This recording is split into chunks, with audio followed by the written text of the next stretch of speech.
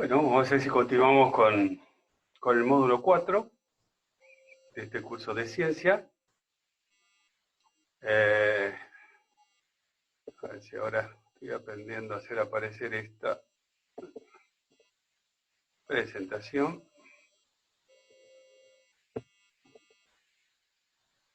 Fantástico. Vamos a poner esto completo.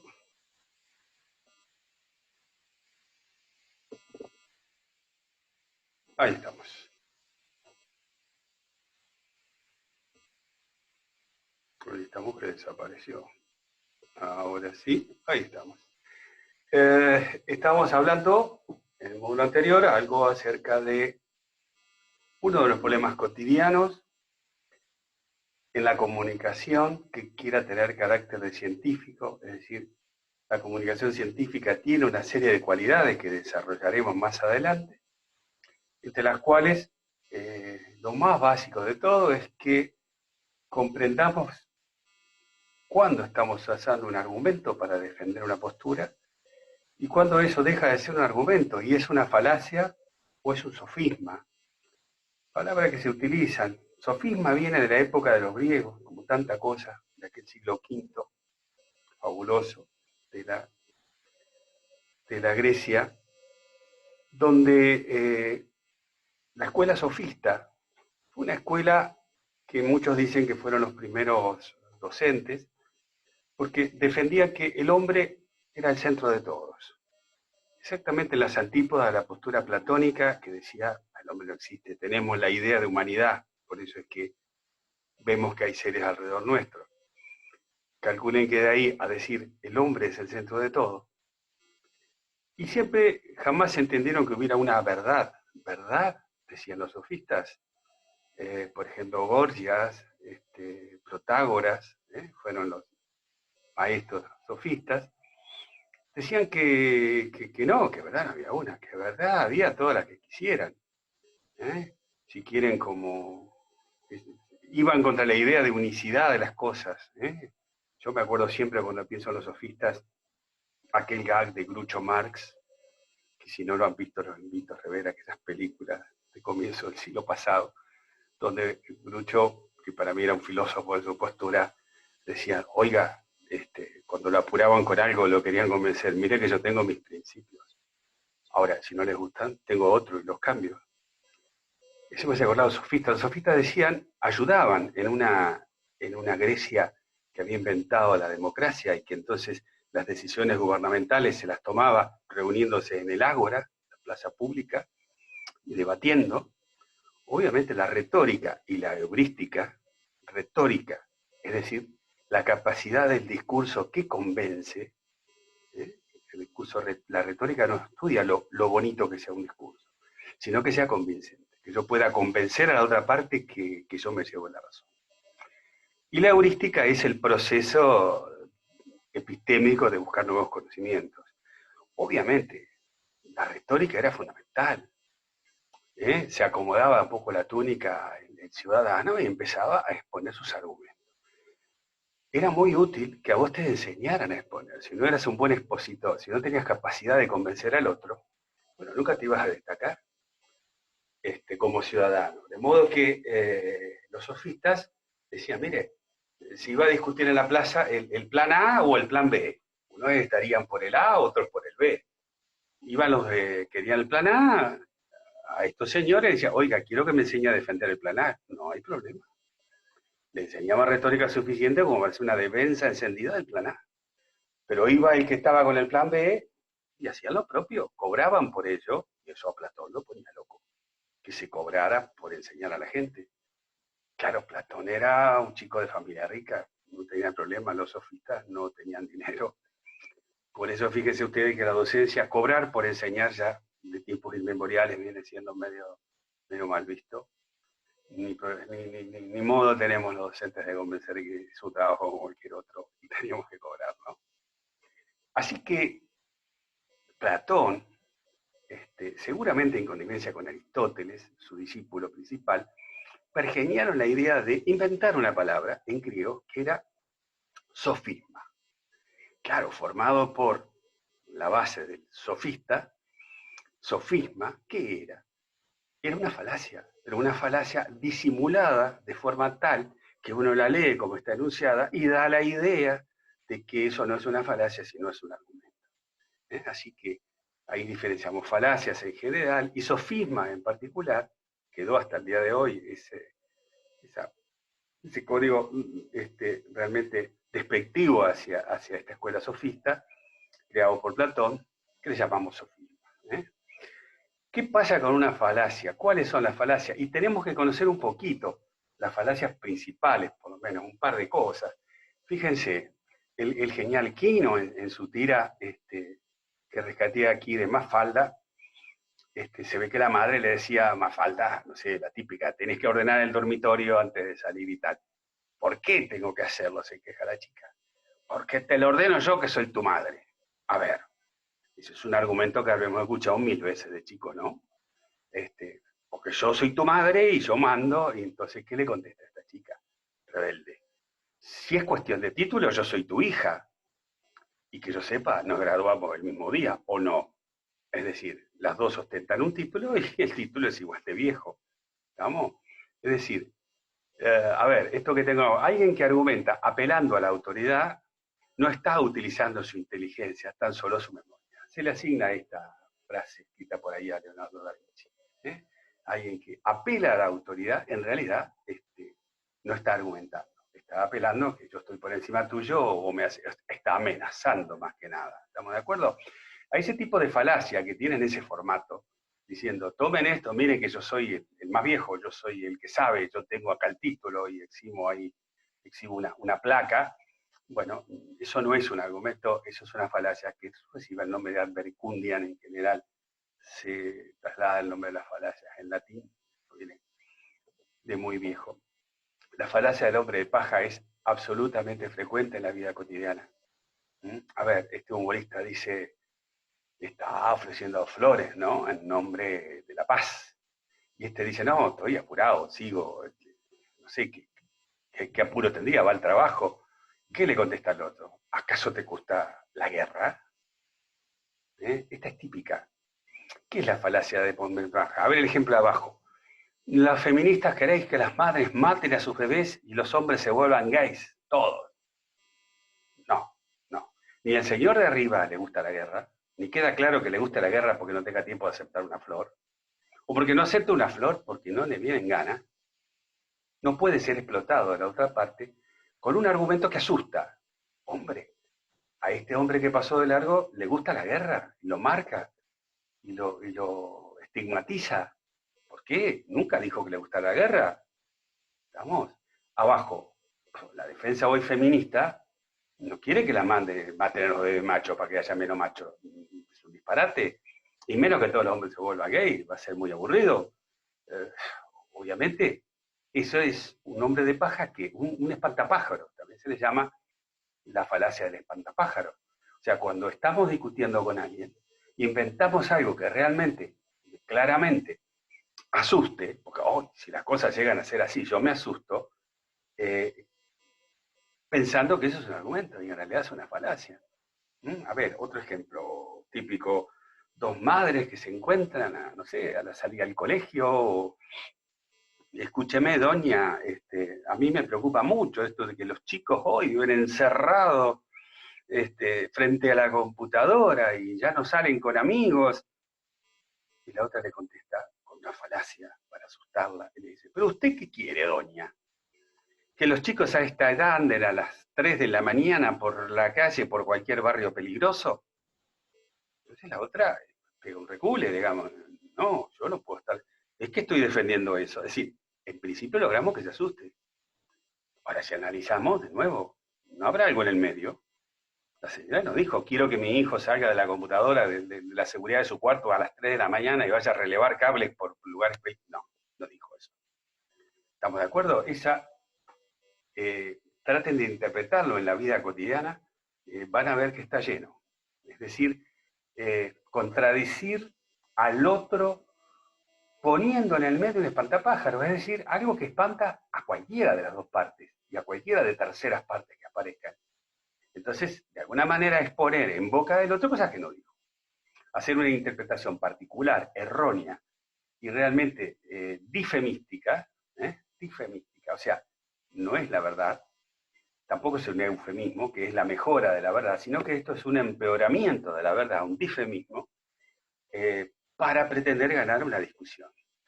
La discusión, digo, la falacia ad hominem, es aquella de otorgarle importancia a alguna postura por quien la dice. ¿Mm? A ver, ¿qué dice acá abajo? Que ya no leo, tengo una pantalla chica. Alguien que viste así no puede tener la razón. Le espeta a un señor muy bien vestido a alguien que se está vistiendo mal. Entonces, no, digamos, ¿por qué la falacia? Porque en el hombre y su forma y su aspecto yo posiciono la verdad y de ninguna manera. Los cínicos no se vestían prácticamente, vivían tirados en la calle, los cínicos, escuela griega, del siglo V, que siempre citamos, donde Diógenes es uno de sus personajes centrales. Lo que proponía era que todo bien material de alguna manera nos echa a perder, nos cambia, nos interfiere, no nos permite pensar. Yo vivía prácticamente desnudo y en un caño por ahí, en Atenas, cuando a Atenas llega una vez, ni más ni menos que el gran Alejandro Magno, el dueño del mundo, el hijo de Filipo. Alguien, tratando de hacerle una broma, Alejandro dice, bueno, Atenas está lleno de filósofos, de gente sabia, quiero conocer a alguno. Entonces alguien, piensan tal vez un poco de picardía, dijo, te vamos a presentar a Diógenes, tu gran filósofo, y lo era, pienso yo, en su escuela. Y entonces van hasta Diógenes, que nunca hubiera venido, van hasta él, que estaba dentro de su tubo, prácticamente desnudo, comía lo que la gente le tiraba, se, digamos, comportaba como un perro callejero, químico, viene de ahí, de perro. Y estaba tirado ahí Diógenes, y se para Alejandro Magno, ni más ni menos, al frente, y dice, Diógenes, me han dicho que tú eres un gran filósofo, y yo quiero apoyar a los grandes filósofos, dime qué puedo hacer por ti. Y era el dueño del mundo europeo, del mundo de parte de Asia, el imperio más grande que conoció la humanidad, en manos de un macedonio, Alejandro Magno. Cualquiera diría, hombre, ¿a esto sí le puede pedir cualquier cosa? ¿Qué le contesta Diógenes? Que te corras del sol porque tengo frío. Es lo único que Diógenes le pide, ni le pidió nada más, según cuenta esta anécdota. Vamos arriba. El cómo me visto, el cómo aparezco o el cómo me ven, porque cada uno en realidad no es como es, sino es como lo ve el otro, lo que llega, no tiene nada que ver con tener un argumento a favor de algo. Fíjense el aviso de arriba, a mí claro, es viejo, ¿no? Y fíjense, los doctores, y habla de médicos, claro, fuman Camel más que todo otro cigarrillo. Las cosas que se podían hacer en esta época, ¿no? Y entonces aparece un médico, la persona que relacionamos con la buena salud, fumando Camel. ¿Qué fumarían ustedes entonces? Pues Camel. Si los médicos fuman, el Camel no hace mal. Esto es una falacia, obviamente, de las que denominamos ad hominem. También he hablado antes de una falacia que es la de autoridad. Aquella de ¿qué va a saber ese si yo le he visto decir cada pavada? Entonces vuelvo, si quieren me remito a casos que hablamos, pero lo que Newton dice no puede ser atendido porque después se dedicó a hacer pavadas, como la brujería. O ¿qué le vamos a hacer caso a Descartes? Si Descartes resulta que decía que el alma estaba en la hipófisis. ¿De acuerdo? Es decir, Descartes escribió un libro que decía la prueba científica de la existencia de Dios, cuando la mayoría de los epistemólogos interpretan que Descartes mató a Dios, cuando dijo pienso y luego recién existo. De modo que todos estos grandes personajes son curiosamente dicotómicos, dilemáticos, si quieren, y basándome en la parte mala de ese dilema, yo no puedo descartar la parte buena. Así que el más arrastrado y y desconfiable de los seres que se me cruce, puedo obtener de él algo realmente importante, en la medida que tenga criterio propio para discernir. Hemos hablado de Robert Boyle, ¿no es cierto? Porque Robert Boyle, además de ser el hombre que nos convenció que presión por volumen es igual a una constante, que nos habló de la ley general de los gases, que nos convenció que existían resortitos, como decía él, en la atmósfera, que están presionando para todos lados iguales, y entonces nos introdujo la idea de la presión atmosférica, que junto con Mariotti descubrió aquello, presentaron casi juntos, pero no trabajando en conjunto, sino en tiempos muy similares, y nos quedó aquella ley de Boyle y Mariotti, y que tuvo el mayor laboratorio de Europa en ese momento, y empezó a sentar las bases de que en vez de llamar testigos incapaces, hay que escribirlo despacito, las cosas, y entonces el método, en la propuesta de Robert Boyle, refuerza las probatorias de la honestidad intelectual. Y comienza entonces la redacción científica como una necesidad de la comunicación científica. Antes cada uno hacía lo que podía, qué sé yo. Galileo Galilei era un gran comunicador, pero basado en que Galileo Galilei no escribía en latín, que era la lengua científica del momento, sino que escribía en italiano. Italiano, una lengua que hasta después de la Divina Comedia recién empezó a estabilizarse como lengua, porque era un conjunto de dialectos, o sea que pocos podían leerlo fuera de Italia, pero dentro de Italia él agrandaba su plataforma de autoridad, haciendo que más gente lo entendiera, porque solo los eruditos hablaban latín. Entonces el pueblo podía leer lo que decía y escribía Galileo Galilei. Y tan capaz marketinero era este italiano, que ustedes recordarán lo que hizo de la Torre de Pisa. El momento que estaba clarísimo, la comunidad científica no aceptaba que la Tierra se movía, por cierto, y se basaba toda la física en la aristotélica. La Iglesia había pactado con la propuesta aristotélica, no decía nada en contra de la Biblia, entonces fueron 2000 y tantos años que si Aristóteles no lo dijo, no era verdad. Y Aristóteles había dicho que si dos cuerpos caen desde una altura a la Tierra, la velocidad con que cae depende del tamaño del cuerpo, del peso del cuerpo, de la masa del cuerpo, que son valores equivalentes. Y Galileo se le había puesto que no, trabajando sobre todo con planos inclinados.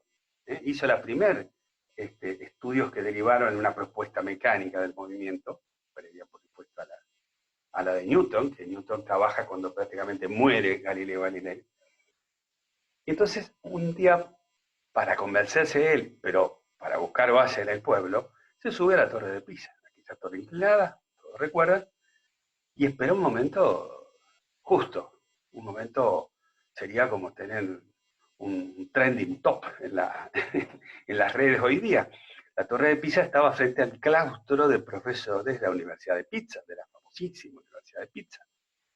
Y entonces, él lo que hace es, al momento que el claustro de profesores sale, él arroja dos bolas del lado inclinado de la torre, cosa que caigan limpias y no se choquen con nada.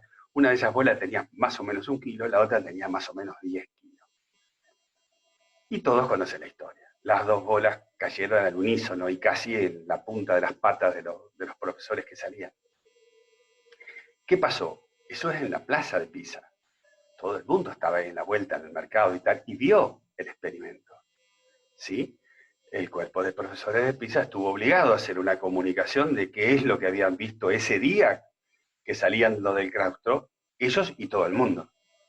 ¿Ah? Y la explicación del claustro de profesores de Pisa fue: esta tarde en la plaza hemos asistido a un fenómeno óptico colectivo, porque hemos visto caer juntos dos cuerpos bien diferentes, y como todos sabemos, eso no puede ocurrir, porque Aristóteles explicó que no era así.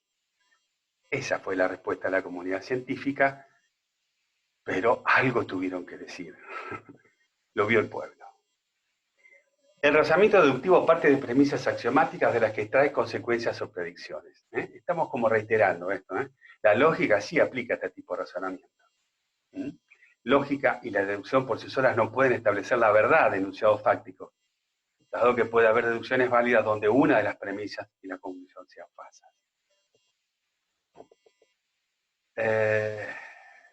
los inductivistas emplean la inducción para justificar la inducción, lo que constituye una definición circular. Antes hablábamos que cuando uno apura a un inductivista puro, que trata de dar una ley y dice, esto es así, y uno le pregunta, ¿por qué es así? Habíamos hablado, y lo más probable es que nos contesten, porque sí, y después lo seguimos apurando, nos dicen, porque es lo normal, y que lo normal lo pueden atacar perfectamente diciendo, bueno, pero lo que no es más frecuente, las clases de respuestas que no son las más frecuentes, no tienen por qué ser las equivocadas. Eso es una discriminación de concepto. Eso es lo que pasaba cuando la iglesia se metía y decía, no, si no está en la Biblia, usted no puede publicarlo. Copérnico publicó su propuesta de una Tierra girando alrededor del Sol, pero lo hizo el año que se murió y poco antes de morirse, y por supuesto, la iglesia cuando lo vio, se lo prohibió y lo sacó de los escaparates y no lo dejó circular. De modo que una definición circular es una forma de falacia. Vamos a algo interesante, las etapas, el método científico y sus contextos. No hay que olvidar el contexto. Ortega y Gasset decía, el hombre nunca está solo, el hombre siempre está con su contexto, con sus circunstancias, que varían, por supuesto, las cosas, las circunstancias en las cuales ocurrieron. El mismo acto hecho de circunstancias diferentes puede ser éticamente reprobable como muy aprobable. ¿Estamos de acuerdo? En general, hay coincidencia en muchos epistemólogos en dividir las etapas de la investigación científica en dos partes. La primera, a mí me gusta llamarle el eureka. Invento mío. Le llamo el eureka acordándome de aquel ingeniero de la Magna Grecia, o sea, que vivía en la península itálica, ¿no es cierto? Y que un buen día le había puesto un problema, un rey, y le había dicho, quiero saber si la corona realmente es de oro o me están currando, y entonces se puso a pensar en una solución. No la tenía, hasta que un buen día tomó un baño, se metió en la tina de baño que estaba bien completa, y al meterse vio que, obviamente, como todos sabemos, se desplazaba hacia afuera, se volcaba una cantidad de agua que era exactamente proporcional al volumen de su cuerpo que estaba bajo el agua. A partir de ahí empezó, ¿por qué pasaba esto? Esto pasaba porque su cuerpo recibía un empuje. Claro, faltaba mucho para Pascal, pero después Pascal nos dijo, el empuje de ese líquido es igual en todos los sentidos, tanto de abajo para arriba, como de arriba para abajo, como del costado. Pero en aquel momento no se sabía. ¿Cómo se le ocurrió la idea entonces que a través de ese método podía descubrir la diferencia entre densidades y características de los metales? El loco se puso tan contento que salió corriendo. Lo tengo. Eureka, eureka, lo tengo. Y se olvidó de vestirse, salió corriendo desnudo, según cuentan, por las calles. El eureka, el lo tengo, es un proceso que cuando ustedes vayan teniendo experiencia, es muy satisfactorio. Es decir, uno tiene los datos de campo. Yo particularmente siempre tuve en mi despacho un pizarrón muy grande y no podía tener un monitor muy grande, entonces hasta los últimos días que trabajé escribía con tiza y ponía ahí las tablas y las agrandaba. O sea, el análisis de los resultados lo hacía poniendo todos los resultados a la vista y todos los días dedicándole un ratito. ¿Para qué? Para buscar aquel patrón que hemos mencionado, aquel comportamiento sistemático que yo pueda meter dentro de una ley, ¿no? Porque estamos tratando de inductivamente comprobar la hipótesis. Entonces uno lo mira un día, los datos no dicen nada, lo mira 2 días, no dicen, van 15 días ahí y los locos no hablan, no te dicen nada. Un buen día, vos entrás y antes de preparar el mate, decís, a ver, pero este dato, y este, bueno, iguales no son, pero no tienen diferencias significativas. Entonces quiere decir que los 3, los 4 tratamientos, acá se comportan. Lo tengo. Ahí te parece que tenés el patrón, tenés algo que te parece que lo tenés, te parece, podés salir gritando Eureka, desnudo, vestido, como sea. ¿Te parece que podés ser? Entonces, ¿qué solía hacer yo? Llamo al resto del equipo, los que están por el, che, vengan, miren, encontré esto. Entonces a veces podían pasar dos cosas. Algunas, muy pocas. Yo estaba en lo cierto, fantástico. A publicar que se acaba el mundo. Segundo, lo más frecuente. No, Daniel, vos solo ves eso. A ver, sacá bien las cuentas, fíjate que... Entonces, ahí viene la óptica de varios ojos mirando lo mismo, ¿no es cierto? Donde de repente yo fui demasiado optimista. O sea, yo tengo ganas de encontrar el patrón porque tengo ganas y necesidad de publicar, porque mi equipo, si no publica, me espachurran el informe, lo que todos tenemos como espada de amor. ¿De acuerdo?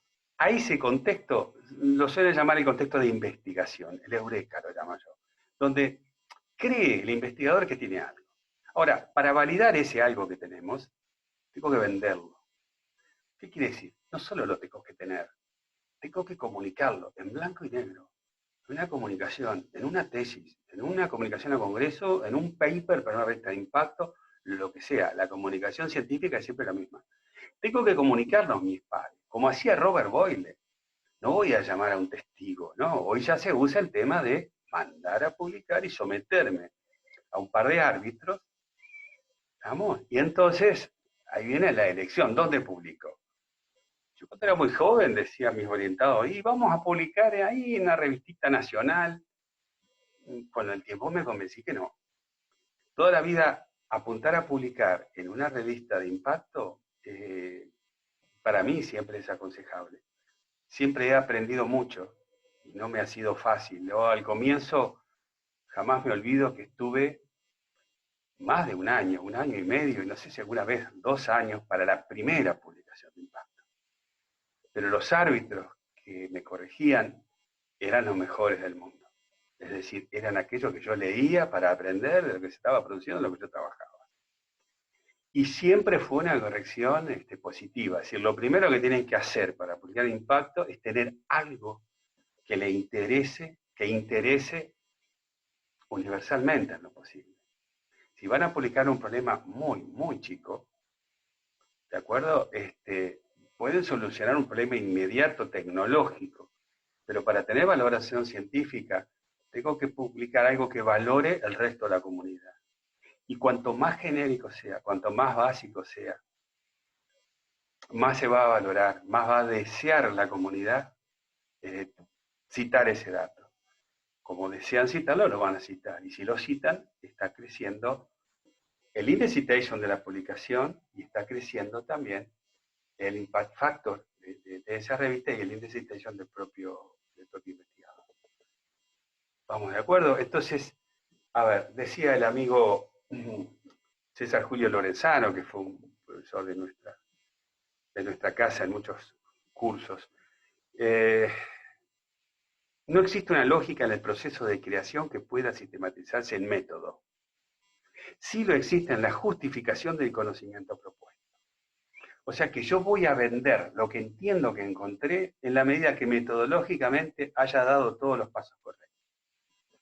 Muy lejos de aquel investigador de la comedia de Hollywood que se encerraba solo en un sótano, no comía, no dormía, de repente sentía una explosión, salía afuera y se lo descubrí. Eso no es la producción científica, eso es Hollywood.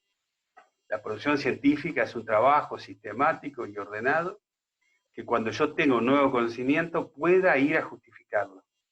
No va a ser fácil si ese conocimiento es realmente importante, como no le fue fácil a Galileo Galilei, que después que tiró las bolas, aquellas que cayó primero la más grande y contradijo al propio Aristóteles, nunca falta uno que no pillaste el globo, y el que le dice, oiga, don Galileo, sí, mijo, ¿qué pasa? Usted dice que la Tierra se mueve, ¿no? Sí, yo creo que la Tierra se mueve, y dígame una cosa, ¿y si la Tierra se mueve, para qué lado se mueve? Bueno, si el Sol sale allá, entonces la torre tenía que moverse con la Tierra hacia el lado que él tiró las bolas. Entonces el otro le pregunta, don Galileo, entonces, cuando usted suelta las bolas, la torre se las tiene que haber llevado por delante. Quedó pensando Galileo, nunca falta uno que te pinche el globo, pero como era un tipo genial, sacó una genialidad de la manga. esa genialidad de la manga se llama hipótesis ad hoc. Y lo vamos a citar muchas veces. Una hipótesis ad hoc es una hipótesis que no tenemos que dar probatoria de ella. Es una hipótesis que elaboramos cuando un dato realmente es no esperado. Un dato es no esperado y no me sirve para nada para trabajar sobre mi hipótesis. Cuando yo quiero matar un dato, le llamo yo, ¿qué es esto? ¿Lo negás? ¿Lo borrás? No, no. El dato está ahí, vos lo tomaste. No, no puedo invitarlos a negarlo, a no considerarlo de tomar. No, no. Los invito a que lo maten por derecha. Lo maten diciendo que ese dato lo que pasa es que, entonces doy una interpretación de por qué ese dato no tengo que considerar. Y eso es una hipótesis. Aquello de Galileo en su momento, ¿qué le contestó a ese inoportuno? Dice, no, no, la Tierra se mueve, mijo, pero se mueve muy despacio. Las bolas se mueven más rápido. Mentira. No es esa una, no es ese un modelo que hayamos tomado después, pero de momento no hablaron mal, no denostaron aquel experimento de Galileo. Galileo, digamos, pudo seguir teniendo el apoyo público a que, señores, miren que se puede llegar a reconsiderar las propuestas aristotélicas, porque acá hay un señor que dice que tiene una hipótesis, pero luego va y la comprueba con una experimentación. Por eso uno llama siempre el padre de la experimentación moderna a don Galileo Galilei. Entonces hemos hablado de dos contextos. Al primero, al Eureka, se le llama contexto de descubrimiento. Es cuando entendemos, la propuesta es de Popper y de Reichenbach, por los primeros en coincidir en esta propuesta. El ámbito de descubrimiento es ámbito típico de la ciencia fáctica. O sea, es a partir de la contrastación de hipótesis, de los datos. Son cuestiones del origen mismo de donde saco yo el conocimiento. Y ahí saben que hay dos maneras, casualidad o causalidad. Yo provoqué el experimento o de casualidad digo una serie de datos que me permitieron. Segundo, el contexto de justificación. Después que tengo aquellos datos que me parecen que son un nuevo conocimiento, tengo que validarlo. Entonces, esto es más del ámbito de la filosofía de la ciencia, de la epistemología, si quieren.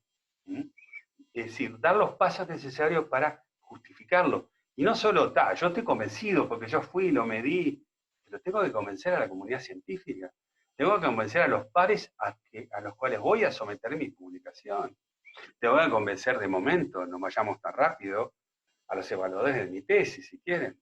Que yo tengo justificación, que mis datos los puedo ubicar en un marco lógico y no patean, es decir, no estoy produciendo una revolución científica, no estoy diciendo que no se cumple la ley de la gravedad, estoy intentando disparar.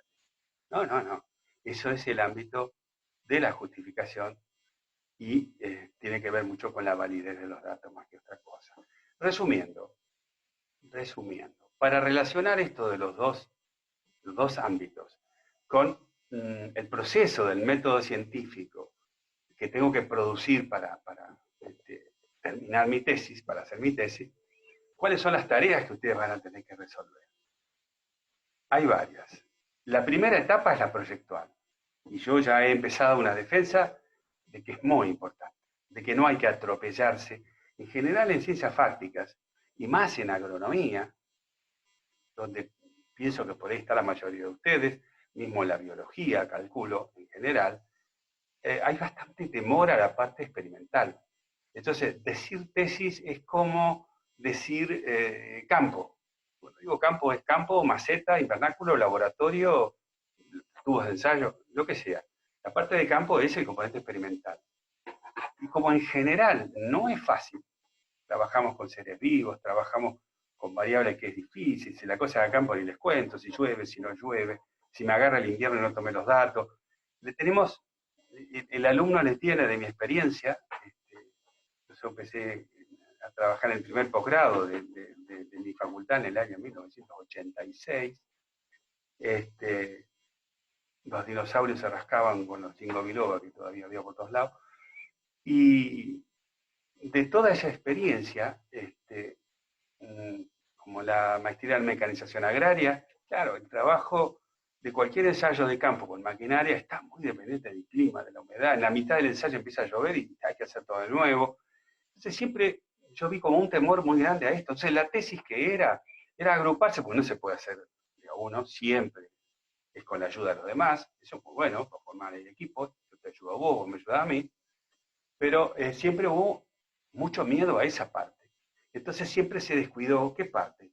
La del proyecto, porque el proyecto debe estar sólidamente hecho para evitar fracaso. De mi experiencia luego como director del doctorado de la facultad, no puedo olvidarme que un proyecto se aprobó con muchas dudas. Con muchas dudas los evaluadores ponían, no decían tírenlo, pero ponían muchas dudas que se podría llevar adelante, porque entendían que los ensayos que planteaba difícilmente pudieran contrastar la hipótesis. Es muy duro una contestación hacia un proyecto. Pero ganó ¿qué? En la comisión de grado académico, que es la que decide eso, ganó la postura de que no, pero el director es incuestionable. El director es algo así como, con el director es cuestionable. Lo que tenemos que saber es si la voluntad de orientar y dirigir y trabajar con su orientado, porque los directores incuestionables generalmente dirigen mucho becario. ¿Por qué? Y porque el becario sabe que va en coche con un director así, porque recibe mucho puntaje a la hora de presentarse a la beca, una beca de iniciación, una beca doctoral, y el director es todo, porque el otro todavía no tiene demasiado. Y ustedes saben que al cabo de 3 años de ensayos de campo, en verano, en invierno, al sol, al frío, la persona que hacía esto, que era una chica, se sienta conmigo, yo era en ese momento el secretario de posgrado, y me dice, Daniel, vengo a averiguar cómo hago para cambiar tema de tesis. ¿Por qué? Y porque mis resultados no pasan en la NOVA. Es decir, ustedes hacen un ensayo, ustedes hacen un análisis estadístico, y el primero del análisis estadístico le vamos a llamar, se llama hipótesis de nulidad. O sea, respondiendo, si quieren, a la propuesta popperiana que hemos citado varias veces, lo primero que ustedes se van a plantear es la hipótesis de nulidad. ¿Y eso qué es? Bueno, una hipótesis que dice, mis tratamientos no tienen diferencia entre sí. O sea, dicen lo que habían dicho los evaluadores, miren, con estos tratamientos nunca usted va a poder contrastar la hipótesis. ¿Por qué? Porque del tratamiento 1 al tratamiento 10 da lo mismo. El resultado dice que son todos iguales. ¿Qué se hace? Un análisis de varianza. Es una NOVA nada más. Esa es la hipótesis de nulidad. Tomar los datos de campo y pasarlos por un análisis de varianza.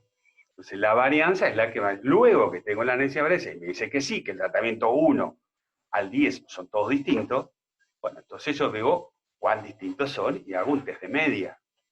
Normalmente ese test de media es el que, famoso resultado, que ustedes ponen ahí en el pizarrón, o en sus papeles, o en la carpeta, o en donde a ustedes les guste, y empiezan a analizar el análisis de esos resultados para ver si pueden hacer una síntesis. ¿Estamos de acuerdo? Ahora, no pasar una NOVA quiere decir que está mal planteado el ensayo de campo. Le llevó 3 años a esta persona. Conclusión. ¿Por qué cuento anécdotas como hacemos siempre los viejos? Porque los viejos tenemos el derecho ese de inferir intuitivamente. Porque esto es muy frecuente. Yo hice un relato real, puede darse en muchos casos. Si hubiéramos sido más severos en la comisión de grado académico, y si le hubiera dicho, mire, su director es grandioso, pero está equivocado, usted no va a tener resultado, pienso que se hubiera ahorrado, no sé si 3 años, pero seguramente 6 meses. Ese año hubiera tenido que cambiar los tratamientos e ir directamente al éxito en el trabajo de campo. De modo que la etapa proyectual es la etapa donde es más importante, si la estructura de la carrera no me lo da, que yo lo exija. ¿Que exija qué? Hacer una defensa del proyecto. La maestría de protección vegetal lo estaba haciendo, hace rato que no estoy cerca de esto, pero estaba haciendo jornadas donde cada uno leía su proyecto antes de hacer nada en lo posible, antes de empezar a tomar datos. Y entonces el conjunto de los pares, los compañeros, los otros participantes del curso, y todo aquel profesor que tenga voluntad de concurrir, yo tengo que favorecer que eso se haga. A que vengan y me critiquen, porque esa crítica al momento proyecto, no hay otra que considerar la crítica constructiva. Eso es una crítica constructiva. Hay que decir, oiga, ya escuché su proyecto, pero mire que si usted no mide tal parámetro, no va a poder concluir. Upa, se me pasó. No hay que contestar nada ahí, hay que anotar todo lo que me digan. Después lo discuto con el director, que puede estar ahí o no, pero todo lo que me digan en ese momento es constructivo. Ahora, cuando yo terminé la tesis, cuando ya la imprimí, cuando ya me la corrigieron, cuando un tribunal dice que está bien y que la vaya a leer, yo la leo. Y va alguien que sabe mucho, se siente ese 10 por primera vez, me dice, oiga, usted no tomó tal parámetro. Y sin ese parámetro no puede concluir. Upa, ahí yo puedo plantear que tengo dudas si es constructiva. Ahí la macana ya está hecha. Ese no es el momento. Los españoles dicen, ¿saben para qué es la defensa de tesis? La defensa de tesis es para el pincho tortilla. Porque hay una costumbre que, bueno, el doctorando lee la tesis, ya está aprobada, por supuesto, y es un acto, y entonces luego se come una comida entre el jurado y quien defiende la tesis, que paga el que defiende la tesis, está claro. Este, y en esa comida, bueno, se festeja y están los familiares que quieran ir y tal. O sea, la defensa no es un lugar para ir a decirle que está todo mal hecho, que te dicen de nuevo. Primero porque el doctorando se quiere matar y segundo, estoy matando a los 5 jurados o los que haya, que son pares que normalmente, digamos, saben mucho de esto y son autoridades, y obviamente estoy poniendo al descubierto que no han puesto suficiente énfasis en evaluar bien la tesis y se han equivocado. Entonces, para evitar esas gravedades, digamos, en la primera etapa, la proyectual, para mí, si no lo establece la carrera, yo como maestrando tengo que pedirlo y si no me lo dan, hacerlo, hacer una reunión con mis compañeros, decirle, vamos, cada uno va a explicar su proyecto y los demás de su experiencia. Vamos a ver. Después hay otra etapa, donde está el contexto de descubrimiento. Las dos etapas son así. A ver, la segunda etapa es el desarrollo en sí del proyecto, el trabajo de campo, como decíamos. ¿Cuál es la consigna acá? Son trabajos absolutamente distintos uno de otro. Por eso es necesario no ir al trabajo experimental hasta que no estén terminados los 5 primeros puntos que acá estamos presentando. ¿Estamos? Esa es la tesis. Los 5 primeros puntos es la tesis escrita. ¿Cómo? No, ¿qué me falta? Sí, lo otro es el capítulo de, bueno, tenés que ir al campo, medir cosas, obtener resultados, analizar y discutir. O sea, es la etapa que yo digo, acá qué es lo importante, ¿dónde está la gota de goma? Que voy para el campo. La tarea es bien distinta a la primera. La tarea proyectual, en vez de dónde están las botas de goma, la pregunta, la consigna es ser una rata de biblioteca. Los 5 primeros puntos lo hago sentado, haciendo revisión bibliográfica, ordenándola, leyéndola, entendiéndola, sacando alguna que no me sirve y dejando aquella con la cual voy a ir. Esa es la primera etapa. La hago de pantuflas en casa, eventualmente una ida a la biblioteca, no tiene nada que ver con la etapa de campo. Mi propuesta es no mezclarla. Yo tengo que llegar al campo con los 5 puntos ya hechos. Algún puntito cambiaré, sí, pero los 5 primeros puntos son en volumen y el 70 al 80% de la tesis. ¿Estamos? Porque, ¿qué pasa? ¿Qué se hace? No, al revés. En nuestras ciencias tan aplicadas se hace, vamos al campo, vamos al laboratorio, vamos a llenarnos de datos. ¿Qué tenés, querido? Y tengo todo. Ya me di resultados, ya. ¿Y qué vas a hacer ahora? Y ahora voy a escribir una hipótesis. ¿Pero cómo? Digo, me ha pasado desde lo personal, ¿no? Yo mucho tiempo, como director de la carrera de mecanización, lo que hacía era, una vez por mes nos reuníamos, y cada uno, el confesorio, le decía yo, decía cómo iba con su tesis. Es una forma mía de apurar, que la tesis no quedara para el final.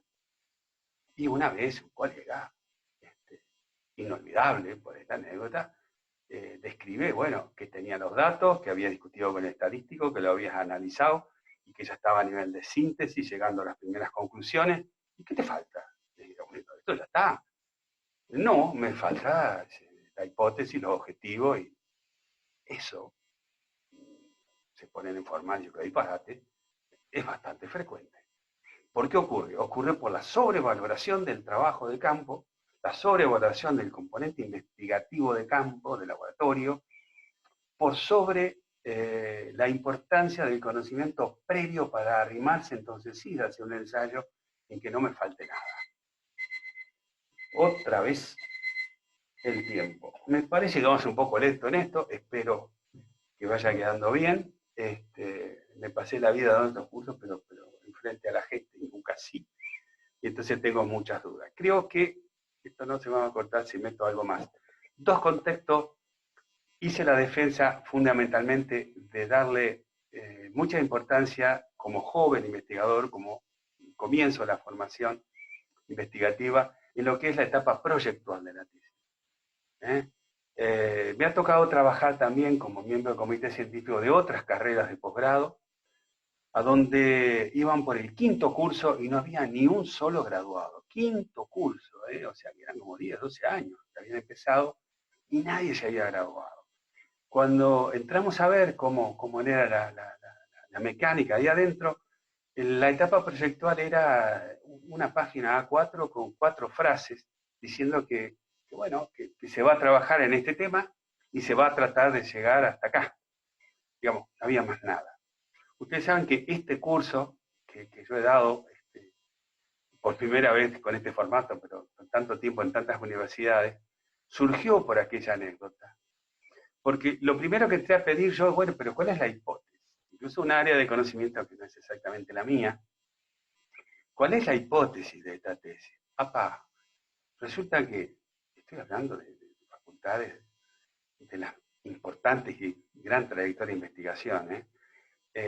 No, acá no tenemos costumbre de... Bueno, yo, como no estoy exactamente en el tema, yo necesito dos cosas para evaluar un proyecto. ¿Cuáles son las hipótesis? ¿Y cuál es el tipo de ensayo que se plantea para contestar la hipótesis? Porque desde mi experiencia yo puedo opinar si va a tener datos suficientes o no. Si me explican la relevancia del tema frente a otro, no lo sé porque no es mi área. Pero yo desde el punto de vista epistémico, para criticar un proyecto, necesito estas dos cosas. Como yo digo resultado, y al tiempo empezó a graduarse gente, se empezó a poner presión evaluativa en el proyecto, se empezó a pedir un proyecto. Yo digo, si en el proyecto presento los 5 puntos que están ahí, la tesis está escrita. Falta una cosa absolutamente distinta, que es la de campo, el análisis de resultados, es decir, que ya no hago de pantuflas, que hago con bota goma. Entonces, cuando llegué al resultado, me encuentro que la tesis está escrita y simplemente agrego los resultados y alguna conclusión, que van a ser qué cosa. Y las hipótesis las vuelvo a escribir, por sí o por no. Eso es la conclusión. ¿Estamos de acuerdo? De ahí, esta gente me pide, ¿por qué no haces un curso de hipótesis? Digo, no, como un curso de hipótesis. Surgió la idea entonces de hacer un curso de, bueno, ¿cómo se hace una tesis? Vamos a ver si cortamos esto y seguimos en el siguiente módulo.